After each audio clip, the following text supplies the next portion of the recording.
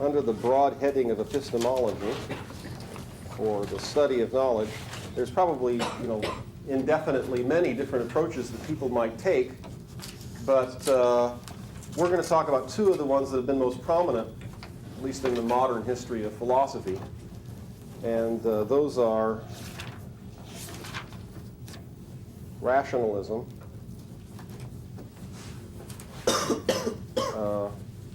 I'll put versus here because we're going to frame this discussion as an argument between two incompatible positions. Now, you could describe these positions in a lot of different ways, and not all of them need be quite as incompatible, as inconsistent as will be the two modes of characterization of these two positions that I'm going to give you.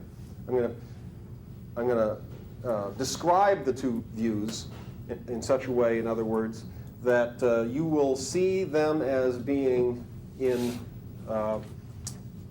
necessary conflict. That a choice would have to be made between these two positions. That's a little bit artificial, not too much, given things that the representatives of these positions have said themselves, but it helps to understand the deeper issues that are involved in the discussions between these two people if one portrays them fairly clearly, and it seems to me it helps to clarify things if you portray them as being in necessary conflict. But the other view,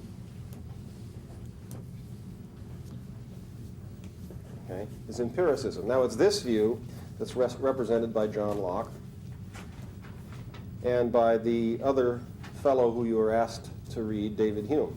Both of them are empiricists. This view is represented by people like Plato. I'm going to describe him as a radical rationalist for reasons that will emerge later. And people like Descartes.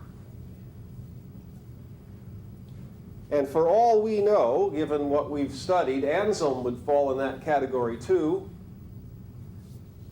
Again, for reasons that I think will become clearer later, although Anselm wasn't dealing with epistemology. So I'm not going to put his name on this list, but as near as we can tell, given his mode of argument for God's existence, it would seem that he may very well be in the tribe of rationalists rather than empiricists, that he falls anywhere.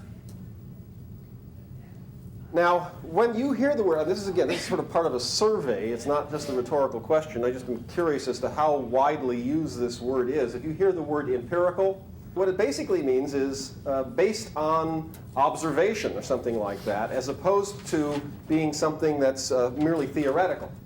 So I'm going to put this, as I told you, I'm going to frame these in such a way so that you can't agree with both. You have to make a choice.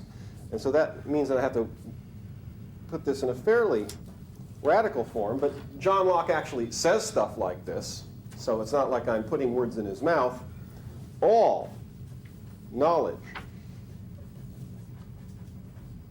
comes from experience.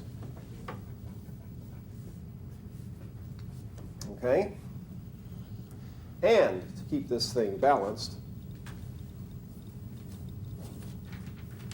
we'll describe rationalism, perhaps somewhat moderately, as the view that says that not all knowledge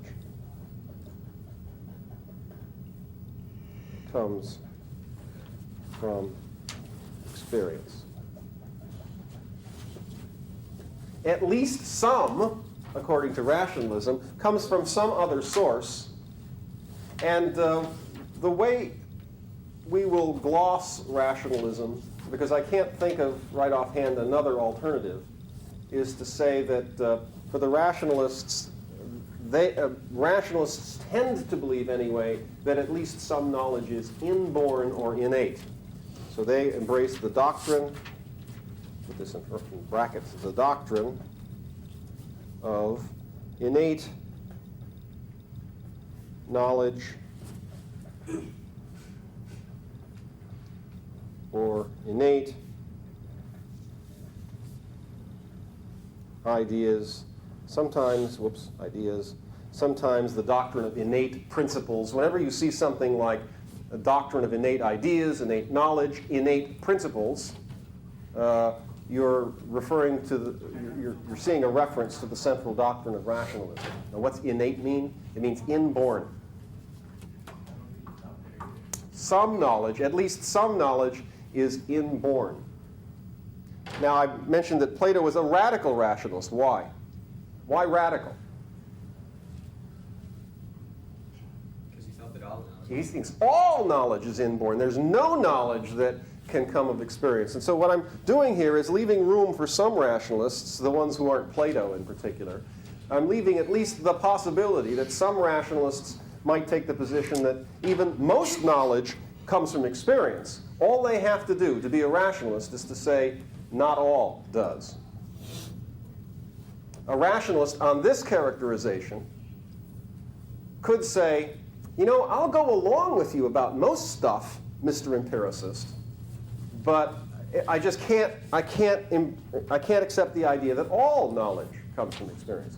So that has the effect. Characterizing these two positions in this way has the effect of, at least on the surface, making empiricists look like radicals and making rationalists look more moderate.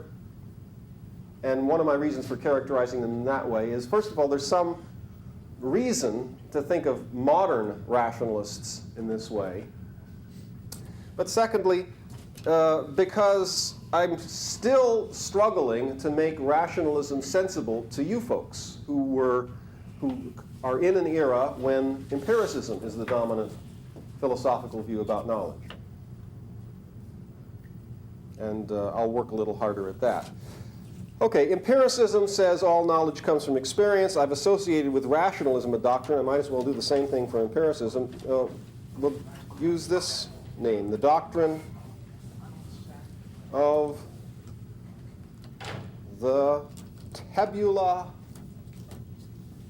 rasa. It's a phrase of Locke's. Means blank tablet. Blank tablet. The mind is at first like a blank tablet. There isn't any knowledge in the mind at first. Any knowledge that ever gets there has to come through what? Experience.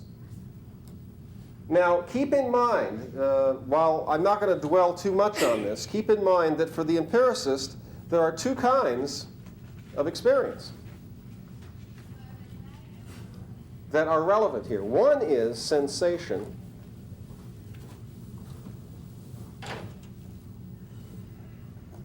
The other is reflection. And here's what they have in mind. And this is sort of like a difference between an external kind of experience, if you like, and an internal kind of experience. There are some things that we learn through our five senses, for example. Those are all things learned from sensations. But once we have some of that data, we can now think about them, reflect on the information that we received through the sensations. We can combine them imaginatively in certain ways. I mean, Locke talks about things, how do we come up with the idea of a unicorn? We never experience one. Well, we experience horses, and we experience things with horns, and we have these ideas, and we can juggle these ideas in our mind through reflection, combine them, contrast them, and come up with new things. But doing that is still just experience. I mean, it's because of the experience of reflecting on some of the ideas that we've already gained. That's how we get these new ideas through reflection. So not all experience is external, according to the empiricists. Some of it's internal, namely the experiences that we gain through the activity of reflecting on ideas that we've gotten before. Any questions about this so far? There should be something familiar about some of this discussion which opposes stuff that comes through experience and stuff that doesn't. Where did that come up before? Pardon? Talking about the the sand on the beach. We did. We talked about, that's right. We considered the possibility that maybe our ability to distinguish between things that were designed and things that weren't, maybe that was based on experience. But I'm thinking of a different thing that came up in discussing different styles of argument, for example. Different styles of argument between Anselm's and then the arguments that we saw in the cosmological and teleological arguments. Do you mean like a priori? A priori and a posteriori. I mean, what this comes down to, what the empiricist position comes down to is saying that all knowledge is a posteriori and a priori. What the empiricist position comes down to is a claim that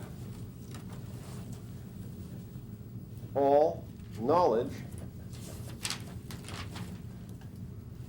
is a posteriori. That is based in experience. Whereas the rationalist position says that at least some isn't. Questions so far?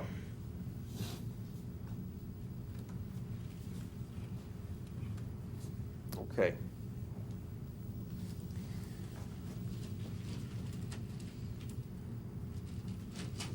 I'm going to put another name down here among the rationalists who I will talk about later, a man named Noam Chomsky. His first name is Noam.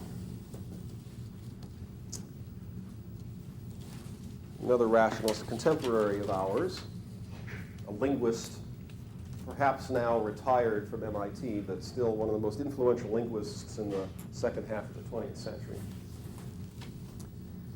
And he says that some knowledge is inborn, some knowledge is innate. And we'll get to him in due course. Where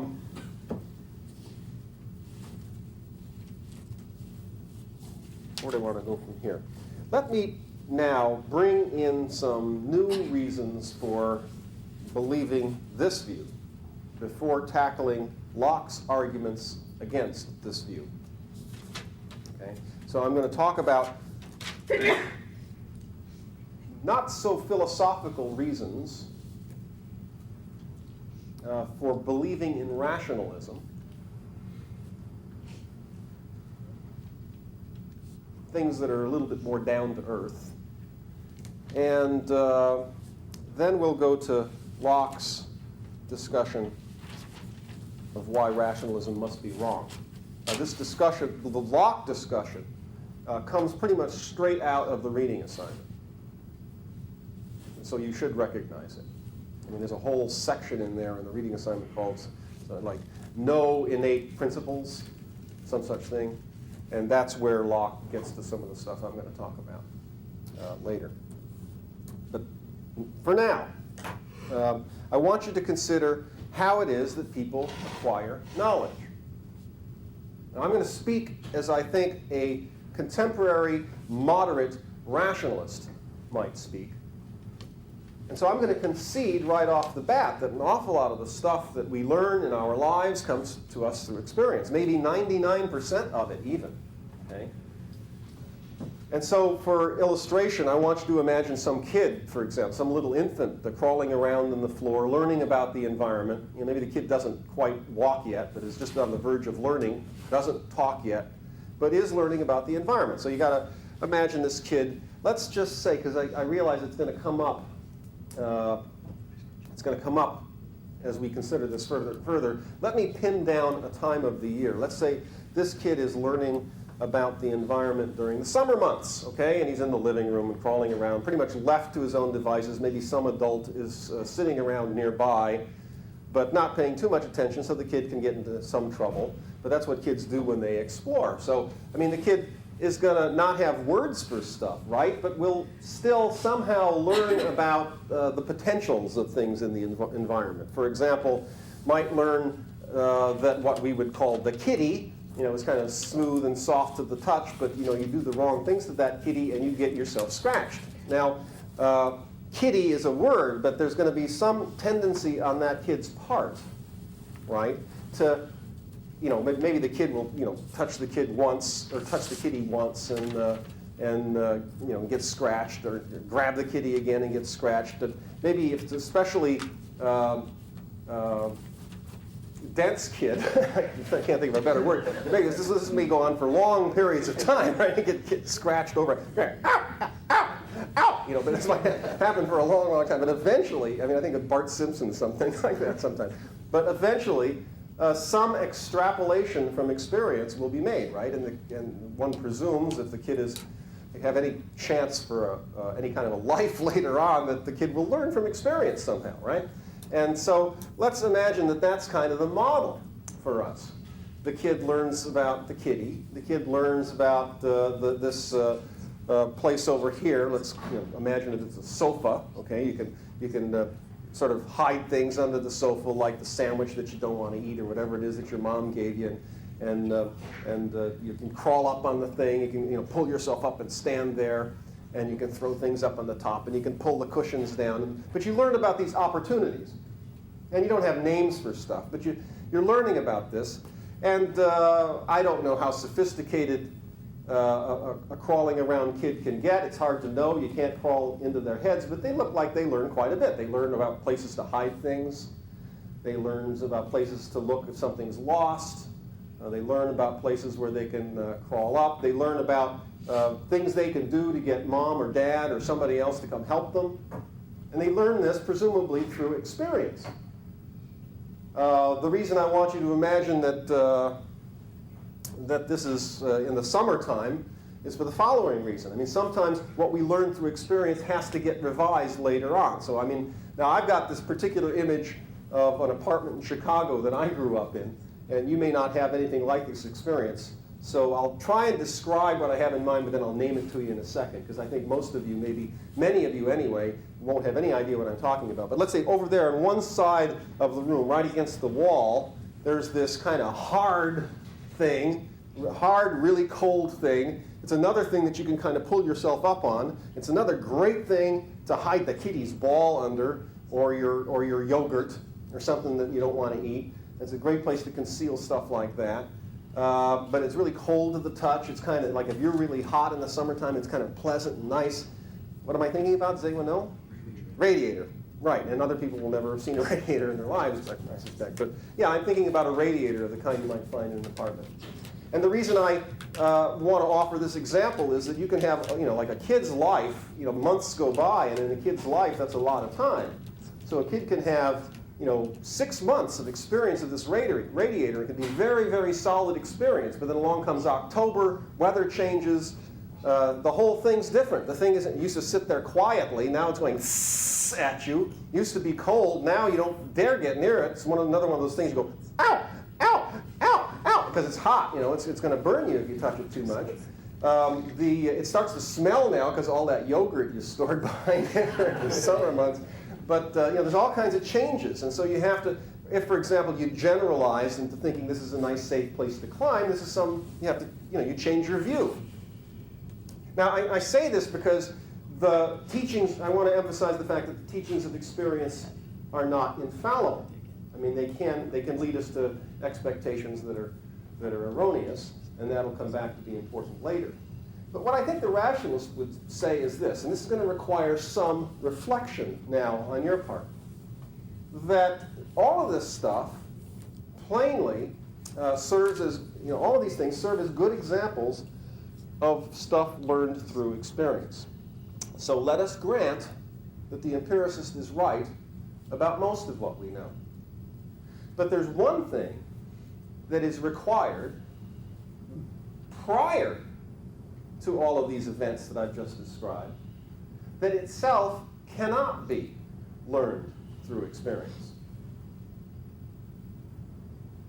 What? Well, you have to know something like this, and the kid won't have, conscious, reflective knowledge of this, I think the rationalist would say.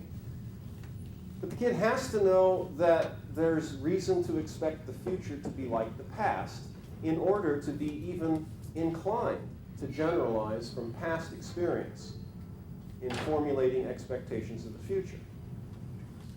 Now I'm going to give this a name, okay? I'm going to give it a principle. What the rationalists would claim, I think, is that all of us, before experience, have to know, at least in some sense, the principle of the general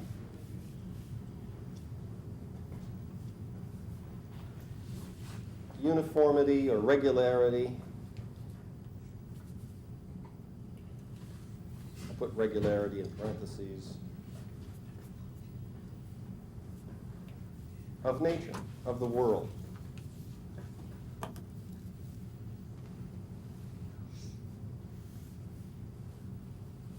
The rationalists claim, rationalists, candidates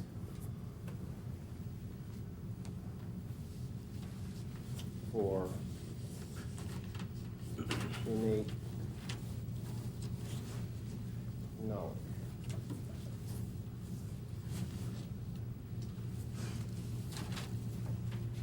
Okay? Principle of the general uniformity of nature. Now, I've underlined the word general because we know that nature isn't always consistent, isn't always regular in all ways. But in order to establish or to even have an inkling that our past experience is even relevant to the future, we have to have at least a rough idea that nature is not chaotic. So let me make this an equivalent. In brackets, nature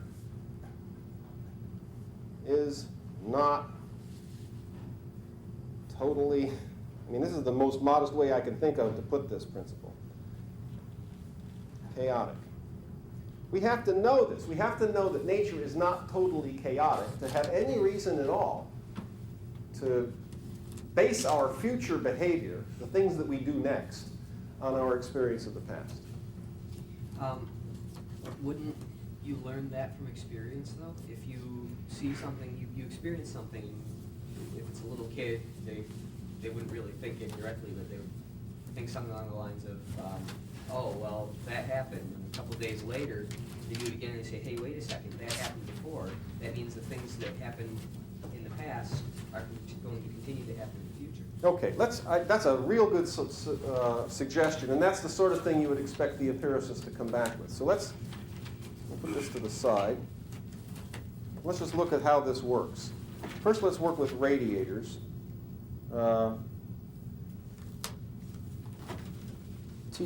T2, T3, T4, touches or times, whatever you want to put it. These are times when the kid touches the radiator during the summer, finds it's cool, and then just say, like put ... there to just say, there's some number of occurrences that will finally lead the kid to the conclusion, let's just say, and this isn't something, again, that the kid has to formulate in words, but the conclusion is radiator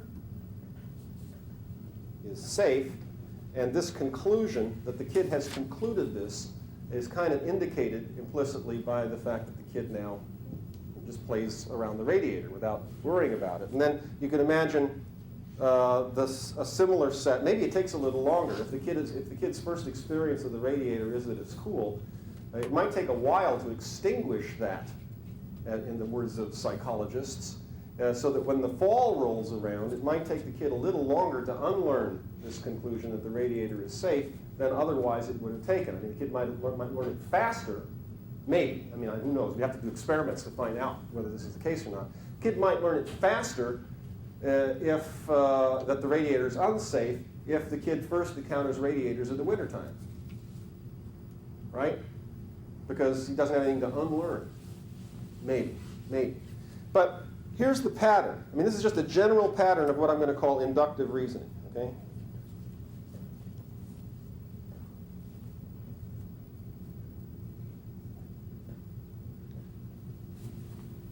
So we're doing a little more logic here, too. Now, the suggestion is that maybe this principle itself, the principle of the general uniformity of nature, maybe this principle itself could be learned through the same process, but from experience, right? So that means that then we have, I'll put R's for regular. We have experiences of nature's regularity, right? R1, R2, R3, R4, dot, dot, dot. And I'll just say nature is regular. Is that the suggestion? Okay. Well, here's the problem with that. Over here, we argued that in order to have any reason at all to conclude this from this, in order to draw this general conclusion from these past instances, or if you like, you could equivalently think of this as a conclusion about the future, that the radiator will be safe the next time I touch it. The argument before went, in order to have any reason at all to draw this conclusion about the future, or this generalization from these past experiences, we must already know the principle of the general uniformity of nature. We must know that, because otherwise we have no reason to project into the future anything at all about our past experience. Well, that same argument works over here. In order to have any reason at all to think that it's legitimate to conclude that nature is generally regular from this finite sequence of past experiences, I already have to know that nature is regular, that nature is not chaotic. Do you see what I'm saying? Yeah, but I don't really agree with it still. Okay. I mean, just, I don't know, it seems like you wouldn't have to have inborn knowledge about the future being the same as the past. If you just continually experience that something is always the same, you'll begin to realize that it always will be the same in the future too. On what basis are you entitled to conclude that? That the future will be like the past? Well, if the kid touches the radiator like every day for a week, he'll realize this radiator is cold, it's always cold.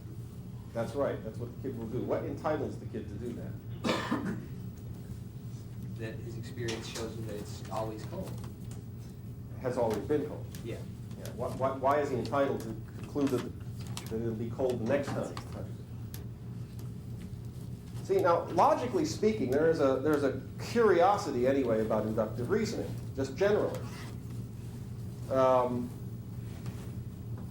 Unless, I mean, think about the law of great numbers in probability theory. Now, I know you may not know what the law of great numbers in probability theory is, but it's like this. Given sufficiently long flips of coins, for example, I can flip the coin. We know that the chances of my getting heads on any flip of a fair coin is 50-50, right? The law of great numbers says that, among other things, it says that, you know, I can flip that, if I flip that coin an arbitrarily large number of times, there will be, in the sequence somewhere, there will be sets of 2 heads in a row. There will be places where there are 3 heads in a row. There will be places where there are 10 heads in a row. There are places where there are 100 heads in a row. There will be places where there's 1,000 heads in a row. I can keep going on like that. The law of great numbers says that in any sufficiently long sequence, you're going to get sequences like that, where you're going to have, just by chance, 100 billion heads in a row. Now, it has to be a pretty damn long sequence before you get that, right? But we don't have the time here. The kid's making this judgment on 2, 3, 4 experiences. It's not doing 100 billion flips of the coin. And in any scientific experiment, I mean, or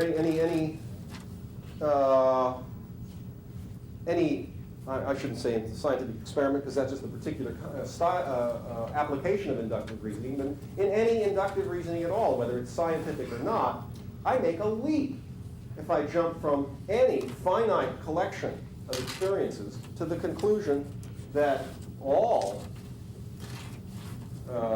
further experience is going to be this way, or even that the very next one is. As far as logic is concerned, I'm not particularly entitled to make that leap, unless, of course, I've got some further principle to make use of, such as that. If nature is in general uniform, then a sufficiently large number of experiences may very well entitle me to draw the conclusion that nature is and will be just as I've experienced it. Now, before I get to Brian, I want to stick with you. I mean, this is not the sort of thing where, Claire, where sudden agreement need wash over you like, like a tide or like a cleansing bath. But the argument structure suggests that if I was right to think over here that you needed a principle of the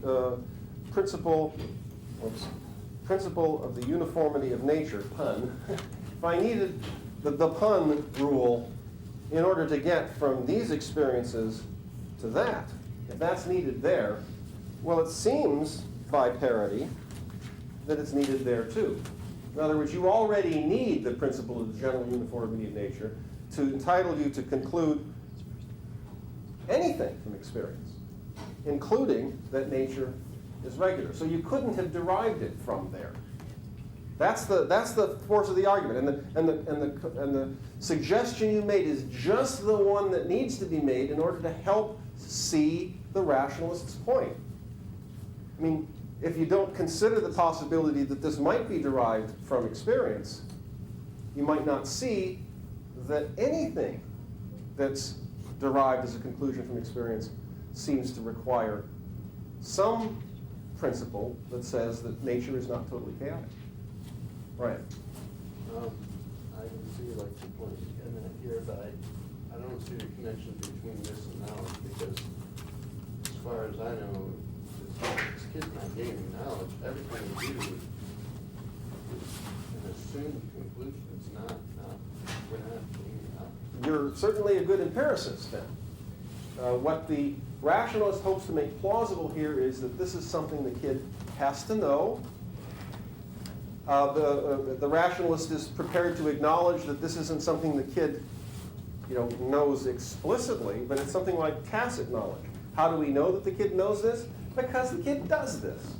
Well, you made the assumption that the kid's dense means you keep stuff in. No, that was a particular kid. Most kids wouldn't take 25,000. No, what I'm saying is, well, maybe he's not dense. I mean, the chances of what I'd say are very small, but maybe he's thinking in his head, within the next few times I touch it, there's a chance that the heater might not work. It's not going to be hot. It's going to be cold. Well, that's a pretty damn sophisticated kid, and that certainly is a possibility, right?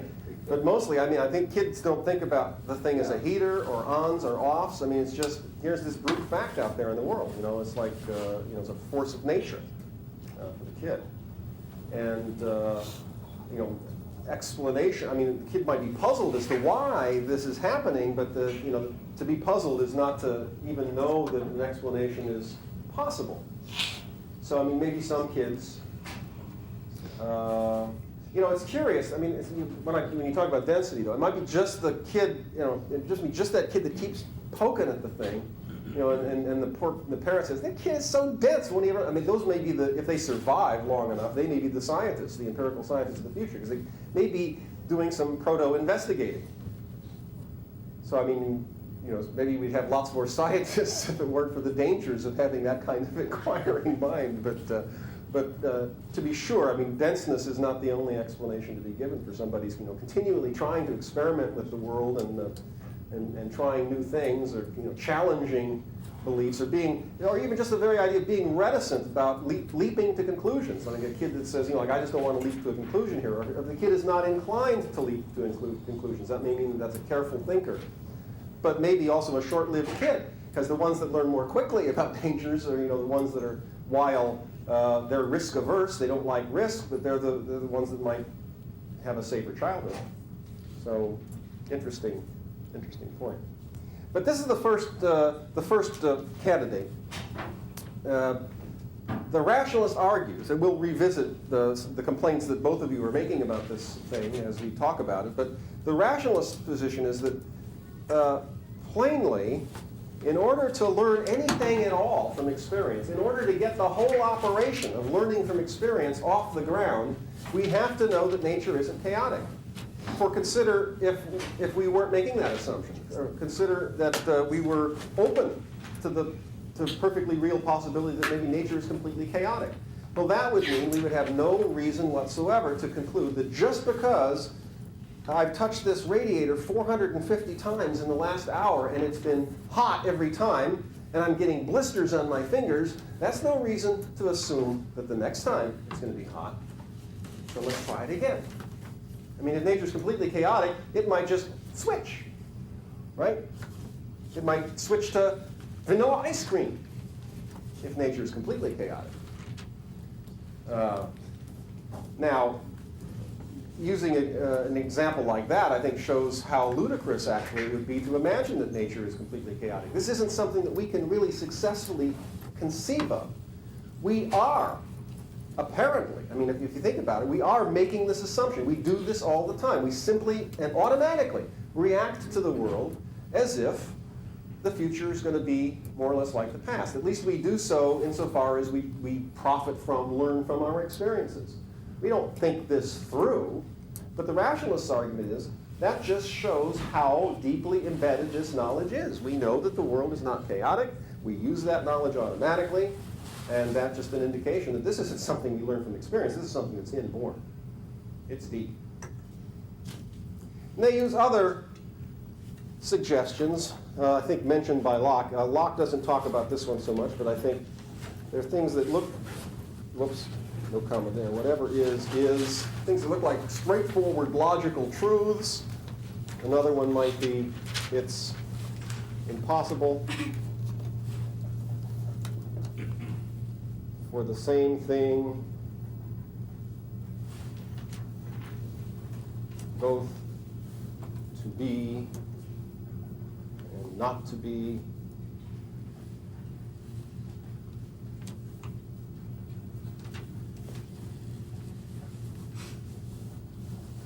At the same time and in the same sense. I think that's another one that Locke talks about. These are things that some of the rationalists named Leibniz, I believe, used these as examples that were especially important. These may look like principles of logic, statements of pure logic, but I think that's part of what the rationalist position is, that there's some stuff that we have to know in order to even make sense of our experiences, in order to render them coherent. And logic's another thing that we have to know. I mean, we have to know the principle of the general uniformity of nature, maybe. We have to know certain things about logic, certain facts, or else we're never going to, learning from experience is never going to get off the ground. Now, this guy Chomsky, who again we may or may not return to later, but I promised you I'd return to him at least this briefly, and here we are at a good time to do that. It's known Chomsky's view that something like what I'll call the basic structure of logic is inborn, it's innate. It's part of neurophysiology. It's part of the way we're built. It's not something we learn.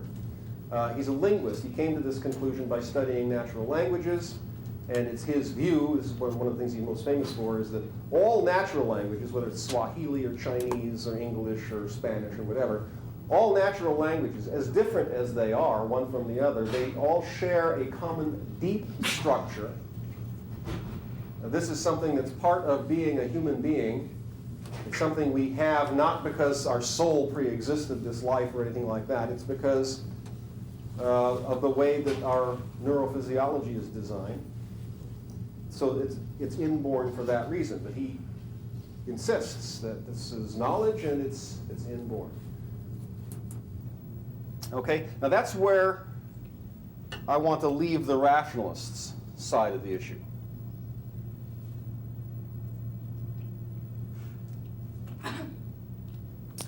And go over to John Locke. Okay, now,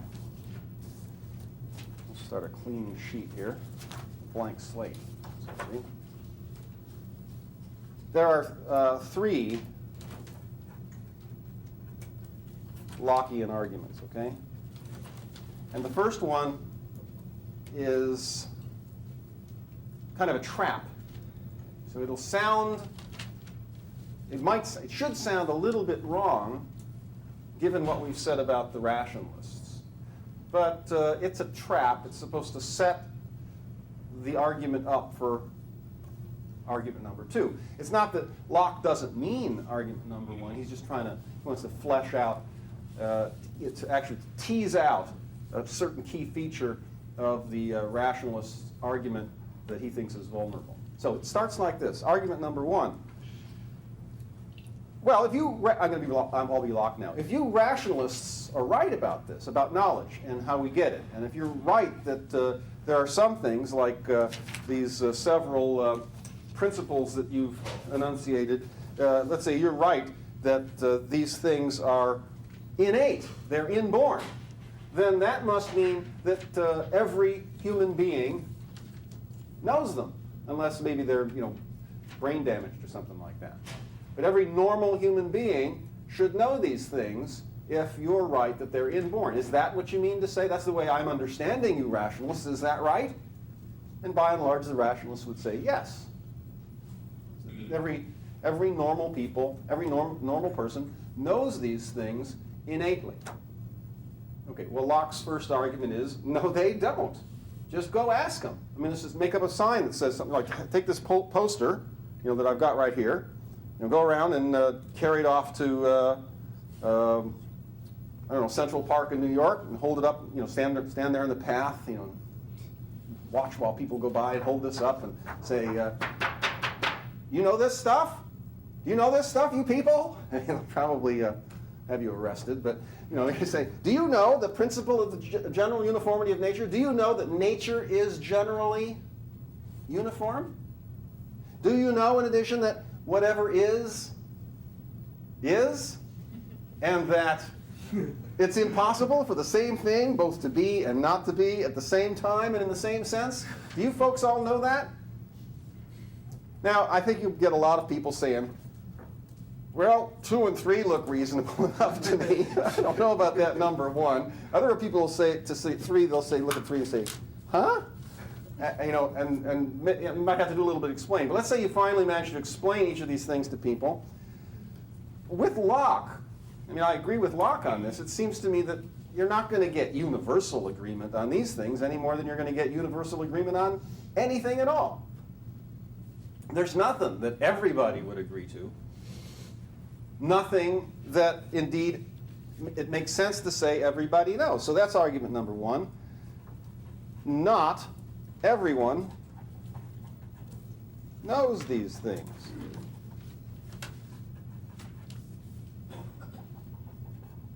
Just ask them. You'll see. Simple. So you rationalists must be wrong. Your view implies that everybody'd have to know these things, and we can quickly establish that not everybody knows these things. And indeed, it seems most reasonable to imagine that there's nothing that everybody knows. There's nothing that everybody even agrees to. So you rationalists are wrong. That's argument number 1. Now, what are the rationalists going to say to that?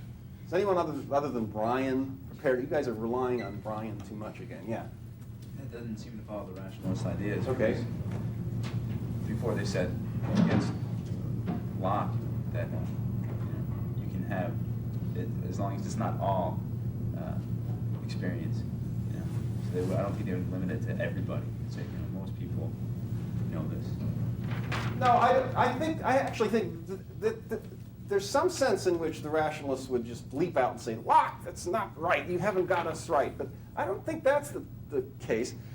You're right that the rationalists, the way I've set up the dispute between rationalists and empiricists, I made the rationalists seem a little bit more reasonable in that Locke and the empiricist seem to say that all knowledge comes from experience, where the rationalists only say, not all, some doesn't. But also the way I characterized the rationalists was that they were pretty sure which sorts of things they were that were innate. And which were the innate principles? Well, there's these things that I've suggested to you, the principle of the general uniformity of nature, and then these other things that look kind of like logical truths.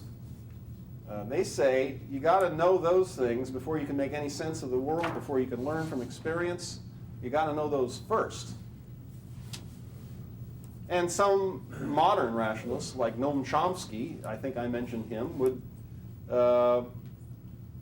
modern rationalists like Noam Chomsky would say, these are part of our hardware. They're part of the neurophysiology. There's some things that are, some knowledge that is innate, it's inborn, but it's not magical. It has to do with the way we're wired. It has to do with the way the brain is set up. So I think Locke is at least fair to the rationalists in tackling these principles. Because these are the ones that at least according to our characterization and some particular rationalists, these are the sorts of things that they focus attention on. I don't know if I was going to say what you just said. If not everyone knows them because it's not straight knowledge that we have. It's what lets us, gives us our logical thinking. Well, I think you're on the right thing, but you're not saying it quite the way I think the rationalist would. The rationalist is, it's basically it. The point is, it is straight knowledge. It's just that it's not something that people necessarily know that they know. I was just going to say, like, if you showed most people that, they would say they have no clue. But if you get an example like that heater thing, then it's like, oh yeah, well obviously, So in effect, they do know what's on that piece of paper, but written out like that, they don't know it's Right, and they may never have reflected on this. I mean, this is exactly what the rationalists would say. I think or maybe with some more force, they say, Locke, you idiot.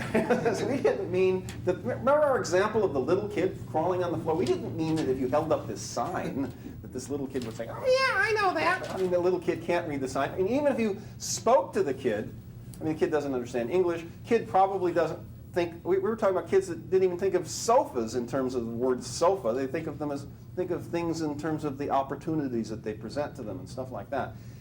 We're talking about tacit knowledge here, John. We don't mean that people know these things and know that they know them. We're talking about unconscious knowledge, if you like, okay? Knowledge that's implicit in the behavior itself. We know that they know them. We know that they know these things because we can see them behaving in this way. And they couldn't behave in this way if they didn't know this stuff. Locke. Well, that sets Locke up for argument number 2. And that's, I'll write it down, he says, the very idea of unconscious knowledge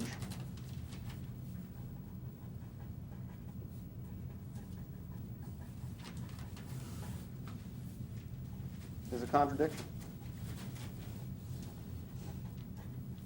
I'll see if I can illustrate that, what he has in mind here. I mean, firstly, I think he'd say this. Look, it's okay to talk loosely in normal context. We can talk about people saying that they know how to ride a bike, even though if you ask them, how do you ride a bike, that's not something most people can tell you. They just can show you. Okay? We can use the term loosely in that context. But we're talking about principles, right? We're talking about knowledge.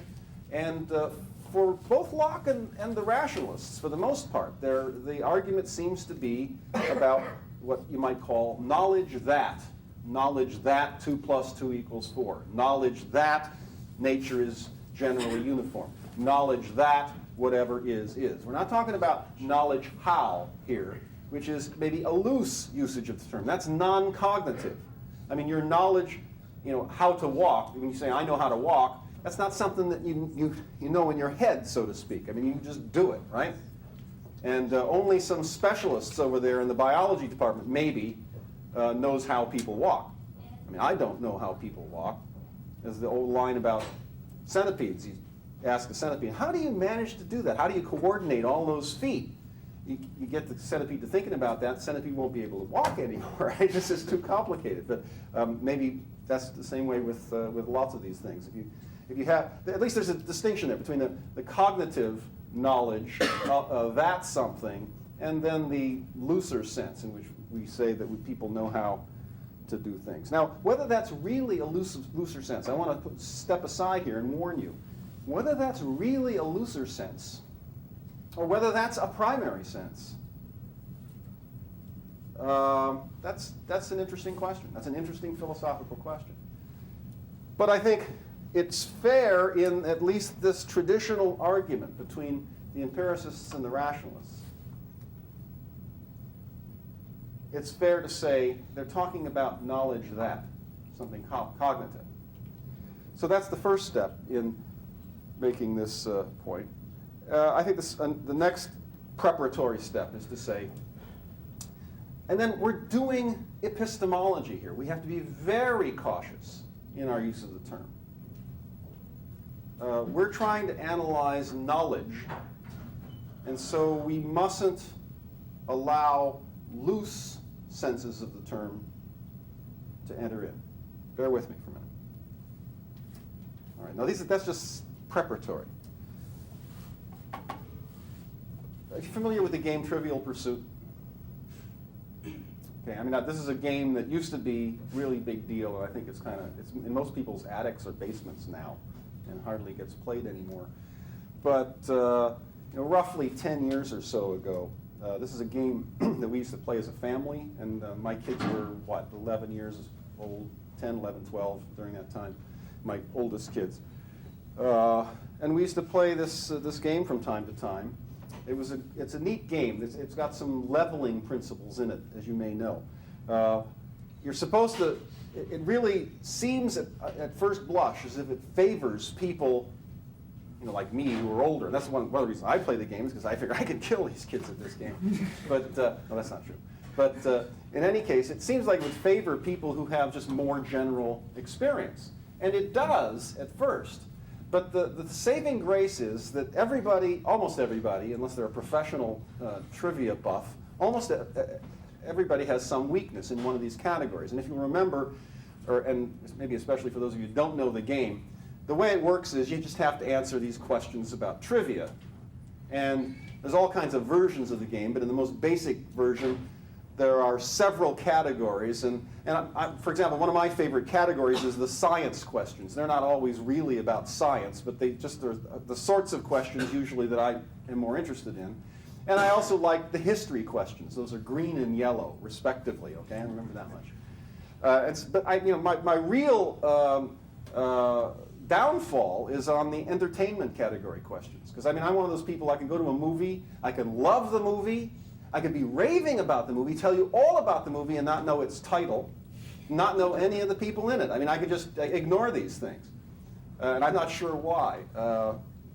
It's just a part brain dead in a certain area of my brain, perhaps. But that's a bad category. And sports is another bad category for me. But entertainment's really the awful one. So what happens is you play this game, and as you're going along, you make progress. And in the early stages of the game, you can usually avoid, for the most part, you can avoid categories you want to avoid by, you can go in one of two directions. And so you either go, if your throw of the dice is going to land you on a category you don't want, you can go the other way.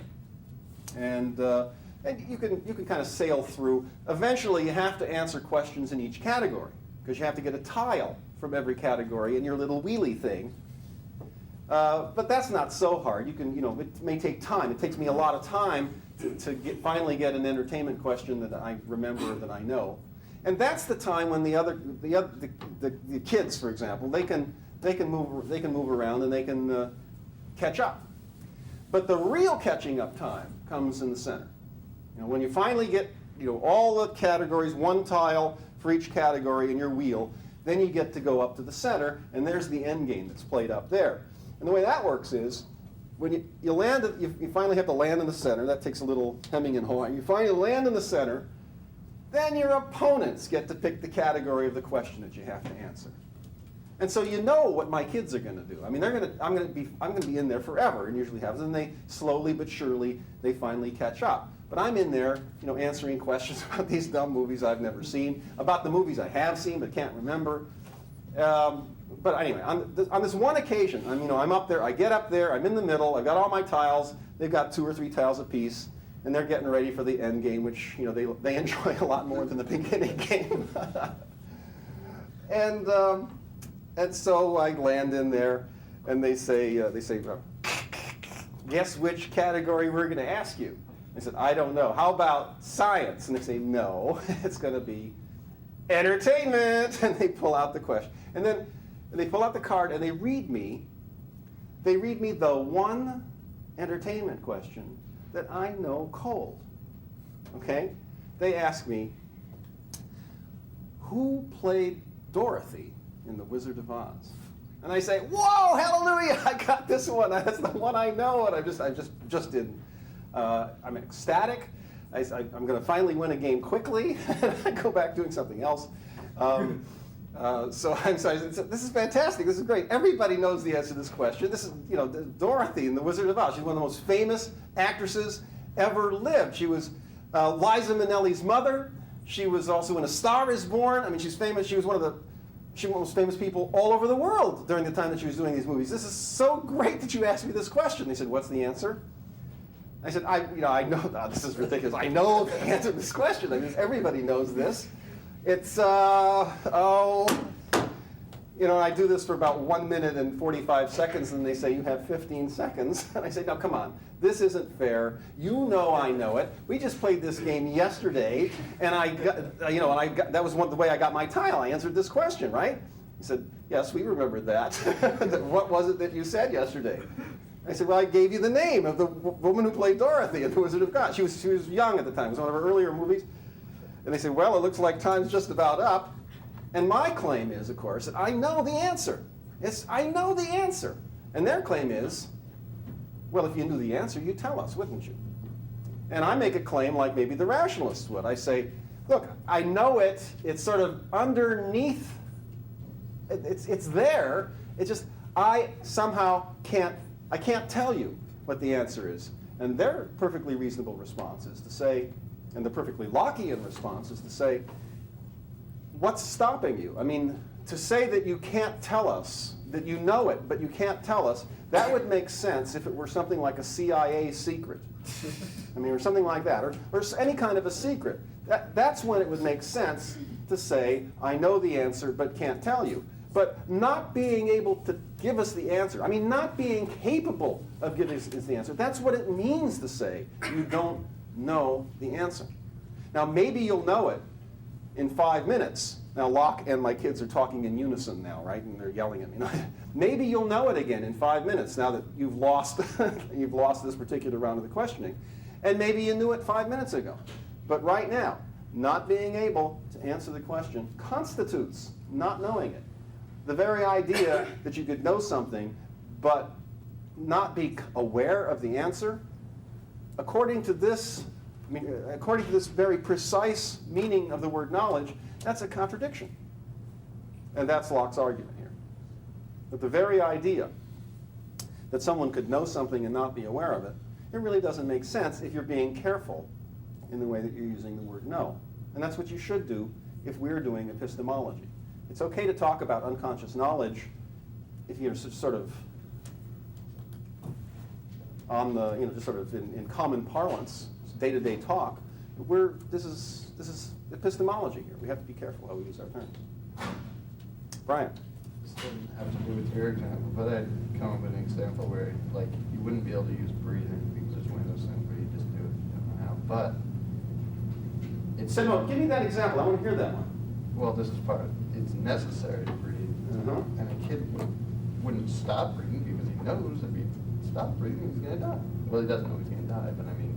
I don't know that the kid knows any of those things. Now, I'm being John Locke. I don't think the kid knows any of those things. Maybe even some adults don't know about them. If they don't think about them, never thought about them, they don't know them. Now, what about breathing itself? I mean, that's something that people do, and they're unconscious of how they do it. I mean, it's not conscious of it. But what Locke is going to say is that's not knowledge. We're not talking about knowledge here. We're not talking about anything cognitive. Right, I know the Okay. breathing part of it, but to stop breathing, keep breathing is the type. I doubt. You really think that this little kid that we were talking about thinks about this stuff much? I don't think a little kid knows that. Okay. But very difficult. Well, we're going to talk about what is going on, according to the empiricists, in a few moments. And maybe that will give you words to say what you mean to say. Because I think you're probably more sympathetic to the empiricists than to the rationalists anyway, given past conversations. Number 3. All our knowledge is explainable by reference to experience. Okay? We don't need this kind of spooky doctrine of inborn knowledge. Given the categories, 2 different categories of experience that we mentioned before, sensation and reflection, according to Locke, and I'm not going to go into this at any length here, but according to Locke, a careful analysis of every candidate, everything that we really do know, can show that it comes from either sensation or reflection or a combination of the 2. Now that's what he spends the bulk of the very, very big book from which your reading was selected. That's what he spends most of his time doing, showing just how, in this case, in that case, we can get an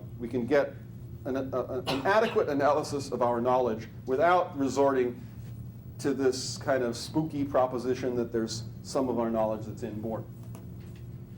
You got a little sampling of that in the assigned reading, but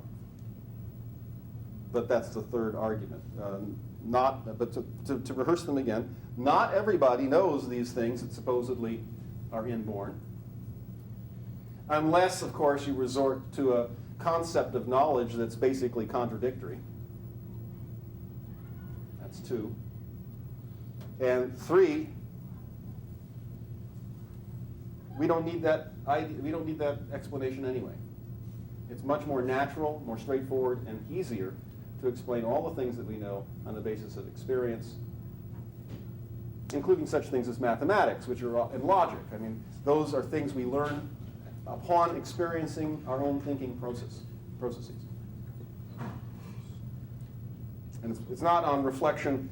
I mean, we don't get the idea, learn about 2 + 3 = 5 by focusing our attention on, groups of apples or pears or bananas or chairs or anything like that.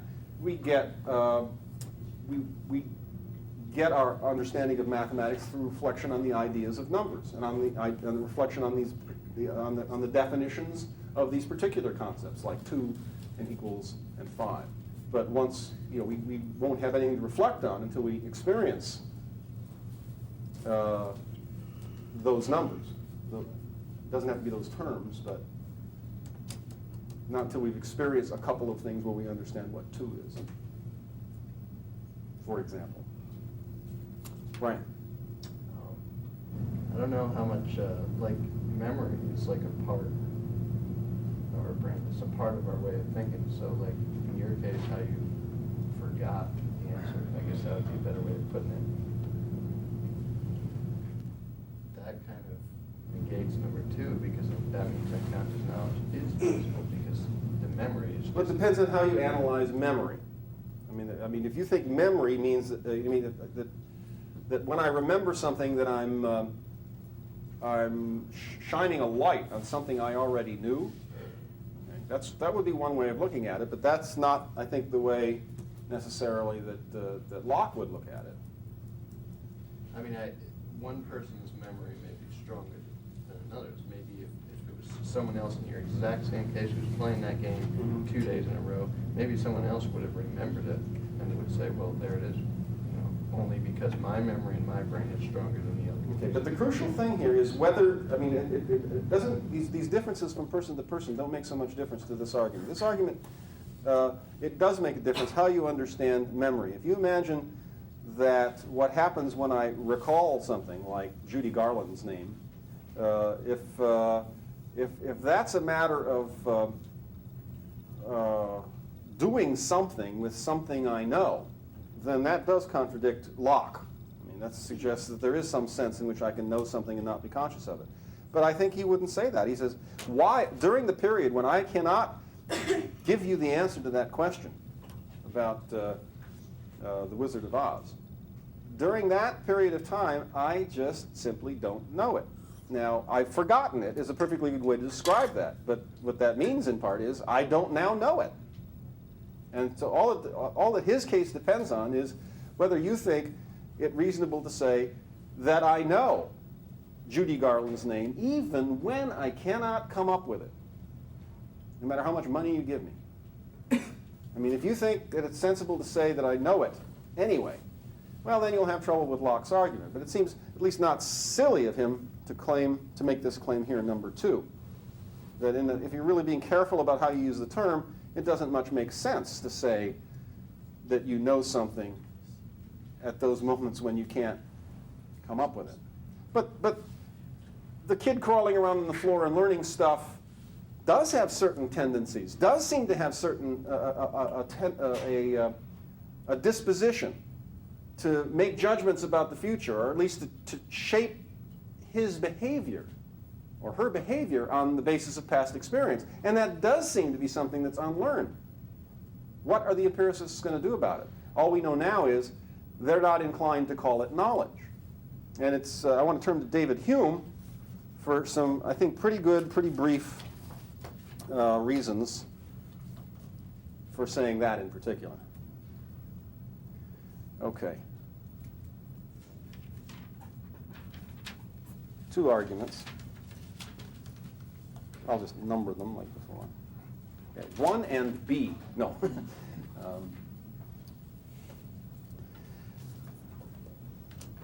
Well, here's a. Well, each reason has a different sort of strength to it. I think this one seems at the moment to me to be a little bit not quite as strong as the second argument, but then other times, it depends on how you reflect on it. But the first argument goes like this. It really doesn't make sense to call what we all do, what that little kid does, knowledge. This supposed knowledge of the principle of the general uniformity of nature. It is absolutely correct that the kid does what the rationalists describe the kid as doing. The kid does base expectations of the future on a surprisingly small number of past experiences. I mean, it's really surprising how quickly kids learn, let's say, and they learn. And their learning is not a matter of being able to go inside their brains and see what's in there. Their learning is evidenced by their subsequent behavior. I mean, you see what they do and they don't do, and it is indeed structured by their past experience. So there's no doubt that is there, and there really can be no doubt that is innate. It's inborn. But why shouldn't we call it knowledge? Well, for one thing, it's not just people that do this. Every animal species, as I think Brian pointed out the other day, every animal species does this. Even very, very primitive animal species shape their behavior on the basis of antecedent or prior experience. That's the way they work. And unless you want to go around saying that amoebas and stuff have knowledge, it seems bizarre to call this knowledge. It's an innate tendency. An innate tendency. It's like that's just the way we're built, once again, is to take inputs and take even an awfully small number of them in large numbers of cases and use them to shape output. It's not cognitive at all. It's automatic. So we'll abbreviate that one by saying animals do it too. In some very primitive sense, it seems to me you could argue even that plants do it, because plants track the sun, for example. I mean, and it has to be done in time, so that a plant movement that goes like this is sort of anticipating the sun's movement, or it's going like this on the assumption that the sun isn't going to go back that way. Now, I said on the assumption, but I don't think that plants assume anything. They certainly don't know anything, and they don't assume things. They just move, right? They just move that way. And something similar but more complex is to be said about animals, right up to the kids and right up to you and me. And scientists do it too. This is inductive reasoning. We're back to that. I mean, it's just something that the human species and probably every animal species can't do without. You have to shape your behavior in some way, and that's the way we do it. But it's not cognitive and not knowledge. Now the reason it seems a little weak to me is you might still want to say, well, I don't know. maybe some sort of tacit knowledge, at a very, very rudimentary level, even in the plants, knowledge that the nature is not totally chaotic. That still might seem sort of plausible. I have a hard time saying amoebas know stuff and the tulips know stuff, but maybe. That's why I think argument number 2 has a bit more power. We shouldn't call it knowledge, because it leads us astray half the time. I don't know about half the time. I don't even know how to count how often our expectations of the future, based as they are on our experiences, I don't know how often they guide us right, and I don't know how often they guide us wrong, but they certainly aren't always right. Our prejudices, as much as our scientific theories, are formed on the basis of our past experiences. When our experiences are limited, we don't have an adequate base to make projections. The base is never going to be completely adequate, as we've seen in talking about induction. There's always going to be some room for doubt if we're trying to extrapolate to a general principle on the basis of a finite collection of data. There's always going to be some room for doubt. But the kid is mistaken on that day in October in projecting safety in touching the radiator. And we make mistakes all the time. As a matter of fact, again, it'd be hard to count, hard to know how to count the numbers of successes and the numbers of failures that are generated by this innate disposition. We always do shape our future, we can't avoid it. We shape our future expectations and our future behavior on the basis of our past experience. But sometimes, often, maybe even most of the time, maybe as much as 90% of the time, we're wrong. And then we correct ourselves. We learn from experience. It's trial and error. And maybe that's why this is a good biological strategy for us to have, is this inclination to use the past experience as the basis for our future behavior, because it leads us into a method of trial and error. As long as we're ready to correct our mistakes when we find out that our expectations were based on an inadequate database, as long as we're prepared to correct ourselves, well, then maybe this wasn't a bad strategy. You could set up a little robot, it seems to me. Well, I'm going to write this down. Yields mistakes as often, I'm going to put question mark around there because, again, I don't know how to enumerate these things, as successes. I mean, the point here is, why would you want to call something knowledge, inborn knowledge, when it gives you mistakes as often as it gives you errors? I mean, the expectation, for example, that nature is uniform or regular, I mean, in some respects it is, and in some respects it isn't. And our experience, guides us, gives us some kind of strategy to use in trying to figure out, in which respects nature is going to be regular, in which respects it's going to change. But that's the method of trial and error. It's peculiar to call it knowledge if its natural result, namely formulating expectations on the basis of the past experience, is as often mistaken as it is on target. This is kind of weird because his idea almost leads to like a skeptic's point of view. Where Hume is a skeptic. Okay. That not how do you know knowledge exists in the first place? Hume is one of the most famous skeptics on this. Well, it's hard to say. I mean, he's famous as a skeptic because what he does is collapses almost everybody else's theory. Both the empiricists and the rationalists, as it happens, collapses just about everybody else's theory about how we can come to certainties about certain things. He says there aren't any certainties. But he also, I think, he's the first to clear a very interesting path, namely a path that suggests, well, then who cares about certainties? He was sort of impatient with those other philosophers who seemed to keep trying to figure out new ways to establish the certainty of one or another principle. In a couple of fell swoops, one more or less directed at rationalists and another more or less directed at empiricists, He came to the conclusion that about the only thing we can be absolutely certain of is the truths of mathematics and pure logic. That kills me. Because like how you said, well, 2 + 3 is 5, because you can see 2 + 3 is 5. I think that is all based on memory, because no matter what kind of mathematical thing you do, it's all based on 2 + 3 is 5. If you can memorize addition from 1 to 10, you can do any kind of higher addition than that, because all you're doing is in columns up to 10. That's all it is. Well, perhaps. I mean, I don't think I agree that it's based on memory, but I think I understand your position. But back to this is in the end, this is as far as I wanted to go on both these two empiricist critiques of rationalism. What is it that people have that's inborn? They have dispositions. They have capacities. And the empiricists certainly don't deny that. I mean, some people are able to do things that other people can't. Human beings are able to do things other species of animals can't, and vice versa. So there are different capacities that different ones of us bring into the world, and these are in significant measure innate, inborn. We have dispositions.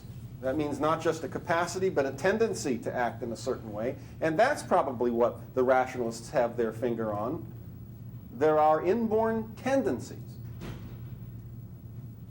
to make judgments of a certain kind. You could take a strong skeptical position and suggest that that's all the principles of logic are. They're tendencies. I mean, consider it this way. I mean, if it's by virtue of the way our brains are wired that our logic works the way it does, that seems to at least leave open the possibility that there are other logics that would be the products of other ways of hardwiring the brain. And maybe other creatures out there in interstellar space go through the world using different logics. I mean, that their logic is different. Now, I find that pretty incomprehensible. But interestingly, that it's hard to damage that position that way, because of course I would find it incomprehensible. I'm designed to think of things in our characteristically human way. But if that were right, if it were right that logic itself and then the truths of mathematics themselves were really just sort of functions of the way our species happens to be built, then it seems peculiar to call it knowledge too. I mean, it's just another disposition. We are disposed to think about things in certain ways. It's just the way we're built. It doesn't reflect anything about the universe as much as it reflects things about us.